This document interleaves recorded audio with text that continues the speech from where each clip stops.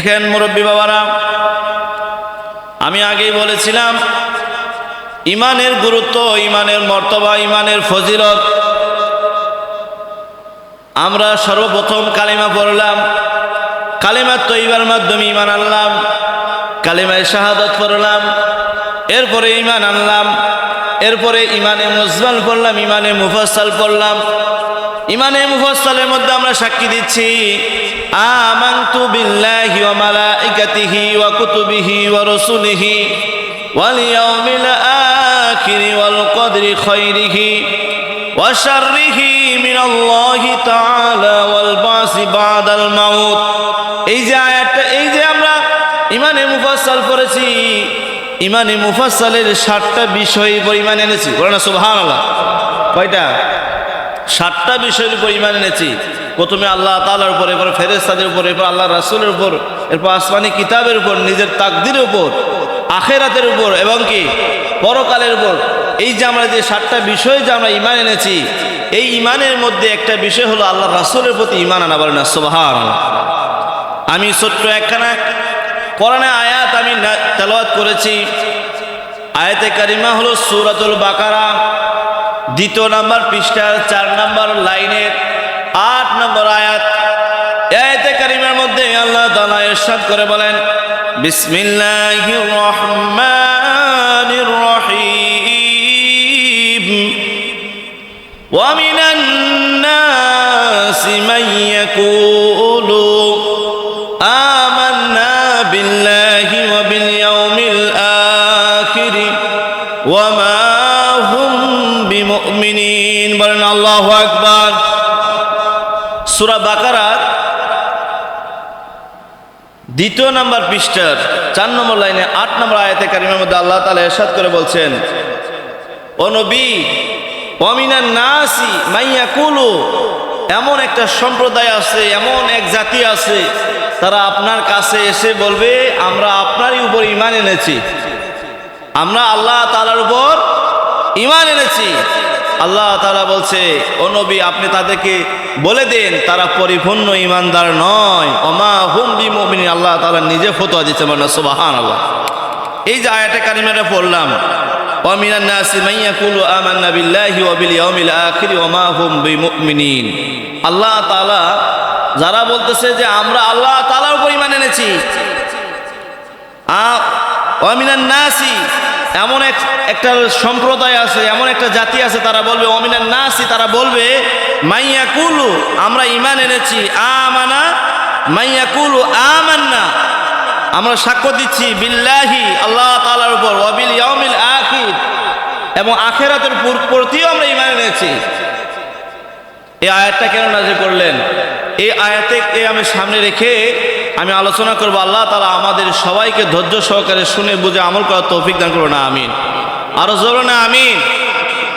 বলতেছিলাম আল্লাহ তাআলা সূরাতুল আলে ইমরানের 31 নম্বর আয়াত, এই আয়াতে কারিমার মধ্যে আল্লাহ রাব্বুল আলামিন ইরশাদ করে বলেন, বিসমিল্লাহির রহমানির রহিম কুল ইন কুনতুম তুহিব্বুনাল্লাহ ফাত্তাবিউনি ইউহিব্বুকুমুল্লাহ ওয়া ইয়াগফির লাকুম যুনুবাকুম ওয়াল্লাহু গফুরুর রহিম। বলেন সুবহানাল্লাহ। আল্লাহ তাআলা বলছেন, ও নবী, আপনি বলুন, কুল ইন কুনতুম তুহিব্বুনাল্লাহ, যারা আমি আল্লাহ তাআলাকে ভালোবাসতে চাই, যারা আমি আল্লাহ তাআলাকে পেতে চাই, যারা আমি আল্লাহ তাআলাকে রাজি খুশি করাইতে চাই, যারা পরকালে জান্নাত চাই, কুল, ও নবী, আপনি বলুন, ইন কুনতুম তুহিব্বুনাল্লাহ, যারা আমি আল্লাহ তাআলাকে ভালোবাসতে চাই, তুহিব্বুনাল্লাহ ফাত্তাবিউনি ইউহিব্বুকুমুল্লাহ, যেন তারা সর্বপ্রথম আপনি নবীর উপর মহব্বত করে, আপনি নবীকে মহব্বত করে, ভালোবাসে, ইত্তেবা করে, অনুসরণ করে। বলেন না সুবহানাল্লাহ। আর জোরে না সুবহানাল্লাহ। এখানে বিষয়টা বোঝার বিষয় হলো, আল্লাহ তাআলা বলছে, ও নবী, আপনি বলুন, যারা আমি আল্লাহ তাআলাকে ভালোবাসতে চাই, যারা আমি আল্লাহ তাআলাকে পেতে চাই, তারা যেন সর্বপ্রথম ও নবী আপনাকে অনুসরণ করে, আপনাকে মহব্বত করে ভালোবাসে। সুবহানাল্লাহ বলেন। এই যে এখানে ফাত্তাবিউনি বলছে, এই ফাত্তাবিউনি মানে অনুসরণ করা, অনুকরণ করা, ফলো করা, অর্থাৎ তার আদেশ, উপদেশ, হুকুম, আহকাম সবগুলো মেনে নেওয়া। বলেন সুবহানাল্লাহ। এই ফাত্তাবিউনি অনুসরণ, তাকে অনুসরণ করতে গেলে তিনটা নিয়ম আছে। একটা হলো কেউ কাউকে ভয়ের কারণে অনুসরণ করে, অর্থাৎ আমি তাকে ভয় করি বিদায় আমি তার কথাগুলো মানি। কথা বুঝতেছেন? আরেকটা হলো যে অনুসরণ মানে হলো আরেকটা, যে আমি আমার দুনিয়াবি লোভ লালসার জন্য, আমি আমার নিজের স্বার্থের জন্য আমি তাকে কি করি? মহব্বত করি, ভালোবাসি। কিন্তু এখানে 3 নাম্বার যেটা বলা হয়েছে, যে এখানে কোনো ভয়ের কোনো কারণ নাই, লোভ লালসার কোনো কারণ নাই, শুধুমাত্র নিজের অন্তরের অন্তরস্থল থেকে, নিজের অন্তর থেকে মহব্বত করে যে যাকে ভালোবাসবে, এটাই হলো ফাত্তাবিউনি। বলেন সুবহানাল্লাহ। তাহলে দুনিয়াতে আমরা 3 কারণে মহব্বত করি। একটা হলো ভয়ের কারণে, একটা হলো লোভ লালসার কারণে, আর একটা হলো কি? সম্মানের কারণে। যদি সে সম্মানিত হয়, সম্মানের যদি উপযুক্ত হয়, তাহলে এখন সম্মান কার ক্ষেত্রে? নবীর ক্ষেত্রে। কেমন নবীর ক্ষেত্রে? যেই নবীর দুনিয়া ও আখেরাতে আল্লাহ তাআলা সর্বশ্রেষ্ঠ নবী রাসূল বলেছে। বলেন সুবহানাল্লাহ। আর বলেন সুবহানাল্লাহ। এখন যখনই নবীকে মহব্বতের করা কথা আসলো, ভালোবাসার কথা হলো, অনুসরণের কথা বলা হলো, সঙ্গে সঙ্গে আল্লাহ রাসূল সাল্লাল্লাহু আলাইহি ওয়াসাল্লাম একদিন মসজিদে নববীর মধ্যে সমস্ত সাহাবায়ে কেরামদেরকে আল্লাহ রাসূল সাল্লাল্লাহু আলাইহি ওয়াসাল্লাম ইরশাদ করে বলতেছেন, ও আমার সাহাবীরা শোনো, যারা আমি নবীকে অনুসরণ করলো তারা যেন স্বয়ং আল্লাহ তাআলাকেই অনুসরণ করলো, আর যারা আমি নবীকে ভালোবাসলো তারা যেন আমার আল্লাহ তাআলাকে ভালোবাসলো। সঙ্গে সঙ্গে ওই মসজিদে নববীর মধ্যে এক শ্রেণীর মানুষ ছিল, তারা হলো মুনাফিক। নাউজুবিল্লাহ বলেন। তারা বলতে লাগলো যে তারা এটা বুঝছে, তারা নিজেরা নিজেদের মতো করে ব্যাখ্যা করতেছে যে আমরা নবীকে অনুসরণ করবো মানে আল্লাহ তাআলাকে, মানে তারা এখন বলতে যাচ্ছে যে আমরা নবীকে খোদার মতো মনে করবো। নাউজুবিল্লাহ। আরো জোরে না নাউজুবিল্লাহ। মুনাফিকের চক্রই হলো কি? মানুষকে ধোঁকা দেওয়া, মানুষকে বিভ্রান্ত করা। তারা সুযোগে কৌশলে মানুষের ঈমান নষ্ট করবে। তারা এখানে বলবে যে না, আমরা ঈমান এনেছি, আমরা আপনার সঙ্গেই ছিলাম, মুসলমানদেরকে ধোঁকা দিয়ে আবার তারা পরক্ষণে কি করবে? কাফেরদের সাথে যায় মিশে যাবে। মুসলমানদের গোপন কথাগুলো যায় তারা কি করবে? কাফেরদের কাছে প্রকাশ করবে। এরাই হলো মুনাফিক। বলেন নাউজুবিল্লাহ। ওই যে গত সপ্তাহে বলছিলাম না, মুনাফিকের 3টা আলামত। কথায় কথায় মিথ্যা কথা বলবে, আমানতের খেয়ানত করবে, ওয়াদা দিয়ে ওয়াদা বরখেলাপ করবে। তারা আল্লাহ রাসূলের এই কথাকে শোনার পরে তারা বলতেছে আমরা নবীকে কি খোদার মতো মনে করব? নাউজুবিল্লাহ, আস্তাগফিরুল্লাহ। আসলে তারা মুনাফিক সম্প্রদায়ের লোক। মুনাফিকি করার কারণে, আল্লাহ রাসূলকে তারা মহব্বত ভালোবাসা না করার কারণে তারা এখানে বলতে লাগলো যে আমরা কি নবীকে খোদার মতো মনে করব? যেমনি ভাবে যে ঈসা আলাইহিস সালামের লোকেরা হযরত ঈসা আলাইহিস সালামকে খোদার পুত্র মনে করেছিল। নাউজুবিল্লাহ বলেন। তারা এখানে কি করছে? নিজেদের মতো করে মন্তব্য করা শুরু করে দিল। সঙ্গে সঙ্গে আল্লাহ তাআলা আয়াত নাযিল করে দিলেন।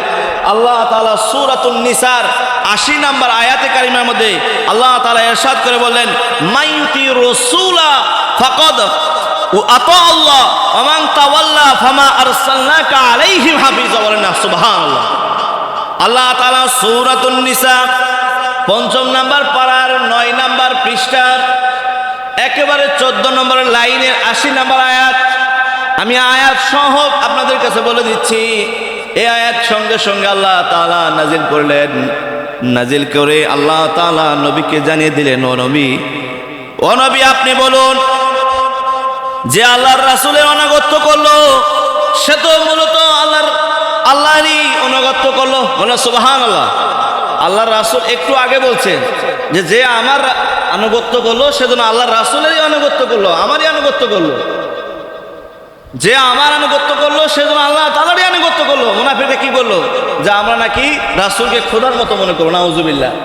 আর সঙ্গে সঙ্গে আল্লাহ তাআলা আয়াতে কারিমা নাযিল করলেন যে মাইয়ুতি রাসূলা ফাকাদ আতা আল্লাহ, যে রাসূলের ইত্তেবা করলো, রাসূলের অনুসরণ করলো, সেজন্য আমি আল্লাহ তাআলারই আনুগত্য করলো। এরপর আল্লাহ তাআলা বলছেন ওয়ামান তাওয়াল্লা ফামা আরসালনাকা আলাইহি হাফিজ, ও নবী আমি তাদেরকে যারা আপনাকে অনুসরণ করা থেকে বিফলে থাকলো, আমি তাদের জন্য আপনাকে সুপারিশ করার জন্য দুনিয়াতে প্রেরণ করি। বলেন সুবহানাল্লাহ, আরো জোরে বলেন সুবহানাল্লাহ। তাহলে মুনাফিক শ্রেণী এই বর্তমান সমাজে এই বাংলাদেশের মধ্যে আছে না নাই? আরো জোরে বলেন। বাংলাদেশের মধ্যে মুনাফিক আছে।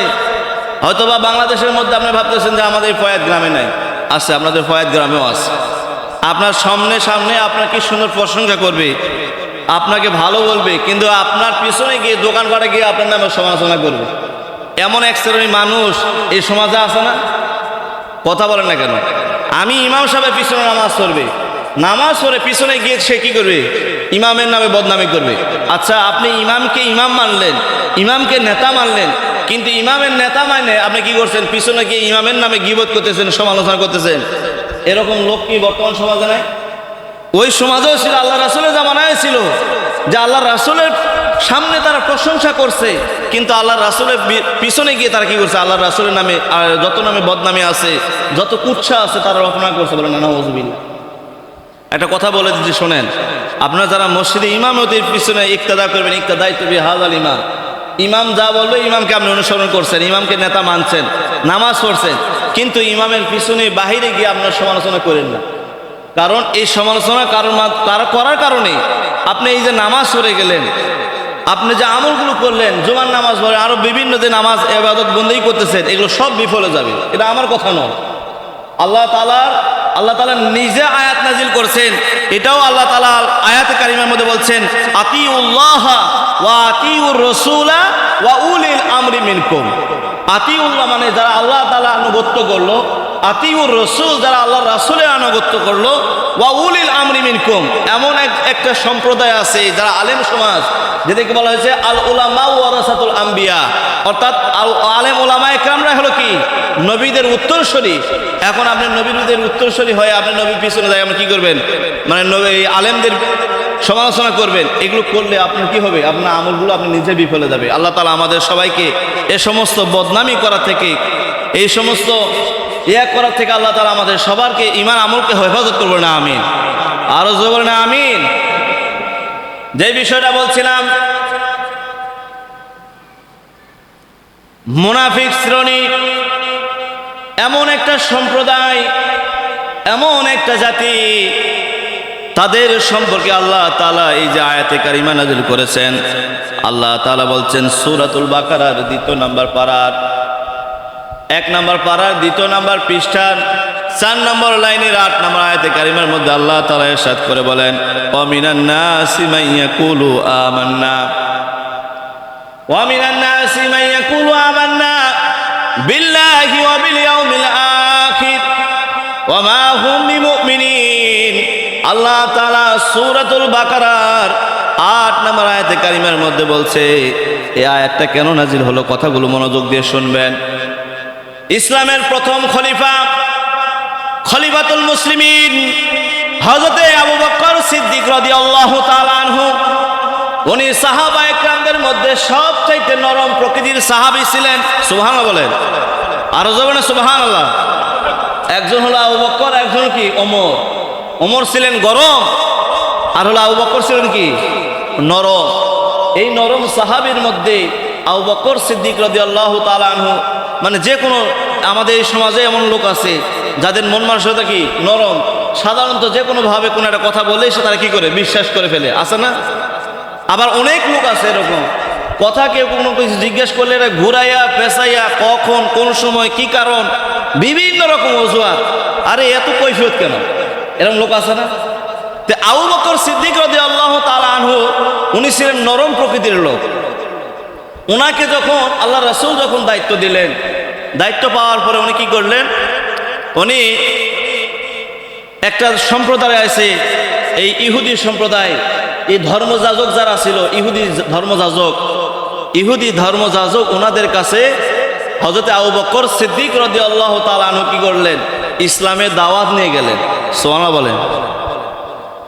সাহাবী হযরত আবু বকর সিদ্দিক রাদিয়াল্লাহু তাআলা আনহু ইহুদি সম্প্রদায়, ওই সম্প্রদায়ের ধর্মযাজক যিনি ছিলেন, যিনি গুরু ঠাকুর ছিলেন, ওনার কাছে যখন ইসলামের দাওয়াত নিয়ে যাওয়া হলো, ওনার কাছে গিয়ে বলা হলো, আমরা তোমাদের কাছে ইসলামের দাওয়াত নিয়ে আসছি। সুবহানাল্লাহ বলেন। মানে এর আগে আবু বকর সিদ্দিক রাদিয়াল্লাহু তাআলা আনহু উনি যাওয়ার পূর্বেও অন্যান্য সাহাবা একরামদের মাধ্যমে ইসলামের দাওয়াত ওনার কাছে পৌঁছানো হয়েছে, কিন্তু উনি বলছে যে না, আমি ঈমান এনেছি। আবু বকর সিদ্দিক রাদিয়াল্লাহু তাআলা আনহু উনি যখন গেলেন তো ভাবলেন যে সবাই যেহেতু গেছে, কাজ যেহেতু হয় নাই, ইসলাম ধর্ম গ্রহণ করে নাই, তা আমি একটু যাই। উনি কি করলেন, ইসলামের দাওয়াত নিয়ে ওই ধর্মযাজকের কাছে গেলেন। উনি তখন বলে ফেললেন, যখন আবু বকর সিদ্দিক রাদিয়াল্লাহু তাআলা আনহু উনি ওনার সাথে ওনার যারা সহচররা ছিল উনি সঙ্গে সঙ্গে চলে গেছেন। যাওয়ার পরে যখন ওই ইহুদি ধর্মযাজকের দরজার মধ্যে যখন কড়া নাড়াচ্ছেন, এরপরে উনি কি করলেন, দরজা খুলে দিলেন। দরজা খুলে দেওয়ার পরে হযরত আবু বকর সিদ্দিক রাদিয়াল্লাহু তাআলা আনহু বলতেছেন, আমি তোমাদের কাছে ঈমান নিয়ে আসি, ইসলামের দাওয়াত নিয়ে আসি। সুবহানাল্লাহ বলেন। আমি তোমাদের কাছে ইসলামের দাওয়াত নিয়ে আসছি। সঙ্গে সঙ্গে ওই মুনাফিক ইহুদি ধর্মযাজক উনি বলে দিলেন, আমি তো আল্লাহ তাআলার উপর ঈমান এনেছি, আমি আখিরাতের উপর ঈমান এনেছি। কথাগুলো খুব মনোযোগ দিয়ে শুনবেন, খুব মনোযোগ সহকারে শ্রবণ করার চেষ্টা করবেন, বোঝার চেষ্টা করবেন। ওনার কাছে যখন বলা হলো, আমি তোমাদের কাছে ইসলামের দাওয়াত নিয়ে আসছি, সঙ্গে সঙ্গে ওই মুনাফিক ইহুদি ধর্মযাজক বললেন, আমি আল্লাহ তাআলার উপর ঈমান এনেছি, আমি আখিরাত পরকালের উপর ঈমান এনেছি। যেমনি ভাবে উনি আগের থেকে নিজের থেকে যখন বলা শুরু করেছে, সঙ্গে সঙ্গে আবু বকর সিদ্দিক রাদিয়াল্লাহু তাআলা আনহু উনি মনে মনে বলতেছেন, হায় হায়, আমরা কার কাছে ইসলামের দাওয়াত নিয়ে আসলাম? উনি তো আগে থেকে ইসলাম ধর্ম গ্রহণ করেছে, বলে না, নাউজুবিল্লাহ। এরকম কিছু আছে না, আমরা অনেক সময় দিয়ে গেছি, একটা মানুষ দিয়ে গেছে আমাদের সমাজে, বেতন দিয়ে দিছে। এখন আমি কি করছি, আবার পুনরায় গেছি, তো ওই ব্যক্তির কাছে যখন বেতন খুঁজতে যায়, নিজের কাছে একটা শরম লাগে না? হায় হায়, আমি আবার কি করলাম, ভুল করে ফেললাম মনে হয়। তো ওই রকম হযরতে আবু বকর সিদ্দিক রাদিয়াল্লাহু তাআলা আনহু উনি বলতেছে, হায় হায়, কি করলাম, মনে হয় ভুলই করে ফেললাম। উনি তো আগে থেকেই ইসলাম ধর্ম গ্রহণ করছে, ওনার কাছে আবার কেন ইসলামের দাওয়াত নিয়ে আসলাম? উনি নিজেকে অপরাধী ভাবতেছেন। এই ভেবে উনি কি করলেন, ওনার কাছে আর ইসলামের দাওয়াত দিলেন না। উনি যেহেতু বলছে যে আমরা আগে থেকেই ঈমান এনেছি আল্লাহ তাআলার উপরে, আখিরাতের উপরে। কথাগুলো খেয়াল করবেন। সঙ্গে সঙ্গে উনি যখন চলে আসতে লাগলেন, এসে যখন আল্লাহর রাসূল সাল্লাল্লাহু আলাইহি সাল্লামের দরবারে হাজির হয়েছেন, সঙ্গে সঙ্গে মহান রব্বুল আলামিন আল্লাহ পাক রব্বুল আলামিন এই আয়াতে কারিমা দ্বারা নাজিল করে বলছেন, ওয়া মিনান নাসি মান ইয়াকুলু আমান্না বিল্লাহি ওয়া বিল ইয়াউমিল আখির ওয়া মা হুম বিমুমিনিন। বলেন সুবহানাল্লাহ। ও নবী, এমন একটা জাতি আছে, এমন একটা সম্প্রদায় আছে যারা হলো মুনাফিক সম্প্রদায়। আল্লাহ রাসূলের কাছে আল্লাহ তাআলা ওহী নাজিল করে কোরআনের আয়াত দ্বারা প্রমাণ করে দিচ্ছে, যার কাছে ইসলামের দাওয়াত নিয়ে গেছেন উনি ইসলাম ধর্ম গ্রহণ করে নাই। উনি সুযোগে কৌশলে উনি কি করেছেন, আপনাদেরকে বলছেন যে আমরা ঈমান আনয়ন করেছি, আসলে তারা ঈমান আনে নাই, তারা মূলত তোমাদেরকে ধোঁকা দিয়েছে। আল্লাহ তাআলা বলছেন, ওয়া মা হুম বিমুমিনিন, আমি আল্লাহ তাআলা ডিক্লেয়ার দিচ্ছি, আমি আল্লাহ তাআলা ফতোয়া দিচ্ছি, তারা কখনোই মুমিন হতে পারে নাই, তারা হলো মুনাফিক। বলেন না নাউজুবিল্লাহ। কথা বুঝতেছেন? এই যে তারা যুগে যুগে ধোঁকা দিয়েছে, এই ধোঁকা দেওয়া একটা স্বভাব এখনো বর্তমান সমাজে আছে। এদেরকে বলা হয় মুনাফিক। এদেরকে বলা হয় কি বলতেছে, এই যে এখন বর্তমানে অনেক সময় দেখবেন আমরা মোবাইলে স্মার্টফোন চালালে দেখবেন যে এই পাশে আমরা লাগাইছি, লেখছি আল্লাহ, আর এক পাশে লেখা আছে কি মুহাম্মদ। অর্থাৎ যদিও এখানে কি লিখছে, এক পাশে মক্কা শরীফের ছবি আর এক পাশে কি মদিনা শরীফ। অর্থাৎ তারা বলতে চায় যে আল্লাহ থেকে নবী আলাদা করতে হবে। অর্থাৎ আল্লাহ আল্লাহ হবে, নবী কখনো আল্লাহর সঙ্গে হতে পারে না। নাউজুবিল্লাহ বলেন, আরো জোরে নাউজুবিল্লাহ। অর্থাৎ অনেক সময় দেখবেন, একটা কিছুদিন আগে এক মাওলানা বক্তব্য দিয়েছেন, বলছে যে মসজিদের এক পাশে আল্লাহ আর এক পাশে মুহাম্মদ লেখা যাবে না, এরা নাকি শিরিক। নাউজুবিল্লাহ বলেন, আরো জোরে নাউজুবিল্লাহ। এরপরে শুধু এটাই বলে নাই, বলছে লা ইলাহা ইল্লাল্লাহ মুহাম্মাদুর রাসূলুল্লাহ, এই দুইটা শব্দ একসাথে লেখা যাবে না। নাউজুবিল্লাহ বলেন, আরো জোরে নাউজুবিল্লাহ। তারা মূলত চায়, এই যে মুনাফিক শ্রেণী, যে তারা বলতে চায় আমরা আল্লাহ তাআলার উপর ঈমান এনেছি, আখিরাতের উপর ঈমান এনেছি, পরকালের উপরে ঈমান এনেছি, জান্নাত জাহান্নামের উপর ঈমান এনেছি, সব কিছুর উপর ঈমান এনেছে, কিন্তু মাগার যতক্ষণ পর্যন্ত আপনার আমার নবীর উপর ঈমান আনবে না, যতক্ষণ পর্যন্ত আপনার নবীকে আমার নবীকে অন্তর থেকে মহব্বত করবে না, ভালোবাসবে না, ততক্ষণ পর্যন্ত সে কখনোই পরিপূর্ণ ঈমানদার মুমিন হতে পারে। কথা বুঝতেছেন? এটা আমার কথা নয়, আল্লাহ তাআলা নিজে বলছেন ওমা হুম বিমুমিনিন, সে কখনোই পরিপূর্ণ ঈমানদার হতে পারবে না। কারণ আমরা জানি ঈমানের মূল নবী মুহাম্মদুর রাসূল সাল্লাল্লাহু আলাইহি ওয়াসাল্লাম। কথা বলেন ঠিক কি না? ঈমানের মূল কি? ঈমানের মূল নবী মুহাম্মদুর রাসূল। নবীকে বাদ দিয়ে আপনি আখিরাত, জান্নাত, জাহান্নাম, আল্লাহ, ফেরেশতা, আসমানি কিতাব সবগুলোর উপর ঈমান এনেছেন, কিন্তু আপনি পরিপূর্ণ ঈমানদার হতে পারেন নাই। কেন? দেখেন, আমি আপনাদেরকে বলছি, বোঝার চেষ্টা করবেন।